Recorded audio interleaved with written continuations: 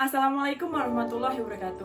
Hai teman-teman semua, perkenalkan nama saya Kasim Isyarah dengan NIM G5401221023. Jadi saat ini saya akan menjelaskan tentang setia pada Pancasila sebagai ideologi negara. Pancasila sebagai ideologi negara berperan dalam pembentukan Undang-Undang Dasar Negara 1945. Selain itu, Pancasila juga berperan sebagai pedoman dalam pembuatan undang-undang, baik itu pada tingkat daerah ataupun tingkat nasional. Oleh sebab itu, dengan adanya Pancasila, maka setiap peraturan perundang-undangan yang telah dibuat harus berdasarkan suara dari rakyat serta cerminan dari bangsa Indonesia. Makna Pancasila sebagai ideologi negara adalah yang pertama, nilai-nilai yang terkandung dalam Pancasila dijadikan acuan dalam mencapai cita-cita yang berkaitan dengan aktivitas kehidupan bernegara. Kedua, nilai-nilai yang ada dalam Pancasila adalah nilai yang berupa kesepakatan bersama dan menjadi sarana pemersatu bangsa.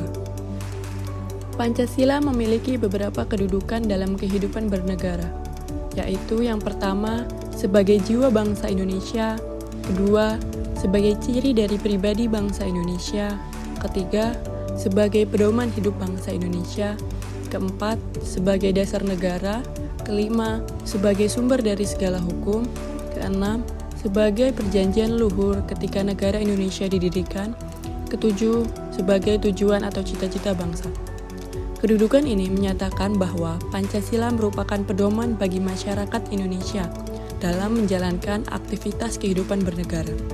Oleh sebab itu, dapat dikatakan bahwa Pancasila adalah petunjuk dalam kehidupan bernegara bagi masyarakat Indonesia. Selanjutnya, saya akan memberikan contoh beberapa pengamalan nilai Pancasila dalam kehidupan sehari-hari. Sila pertama, sikap yang sesuai nilai-nilai yang terkandung dalam sila ketuhanan yang Maha Esa, yaitu yang pertama, percaya dan takwa terhadap Tuhan sesuai agama dan kepercayaan. Kedua, saling menghormati dan bekerja sama antar sesama umat beragama. Ketiga, tidak memaksakan suatu agama kepada orang lain.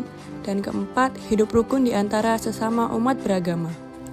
Sila kedua, sikap yang sesuai nilai-nilai yang terkandung dalam sila kemanusiaan yang adil dan beradab adalah pertama, mengakui persamaan derajat, hak, dan kewajiban asasi sesuai harkat dan martabat.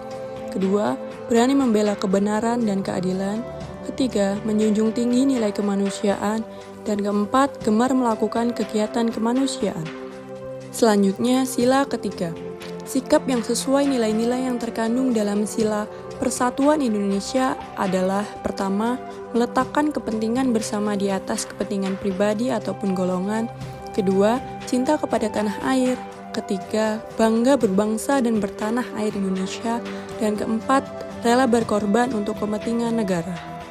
Sila keempat, sikap yang sesuai nilai-nilai yang terkandung dalam sila kerakyatan yang dipimpin oleh hikmat kebijaksanaan dalam permusyawaratan perwakilan adalah yang pertama, mengutamakan musyawarah dalam mengambil suatu keputusan. Kedua, menghormati dan menjunjung tinggi setiap keputusan yang ada. Ketiga, tidak boleh memaksakan kehendak. Dan keempat, melakukan musyawarah dengan akal sehat dan sesuai, merata, dan keadilan sosial. Selanjutnya, sila kelima. Sikap yang sesuai nilai-nilai yang terkandung dalam sila keadilan sosial bagi seluruh rakyat Indonesia adalah mencerminkan sikap dan suasana kekeluargaan dan gotong royong. Kedua, adil terhadap sesama. Ketiga, tidak menggunakan hak milik untuk hal yang bertentangan. Dan keempat, melakukan kegiatan untuk kemajuan yang merata dan keadilan sosial.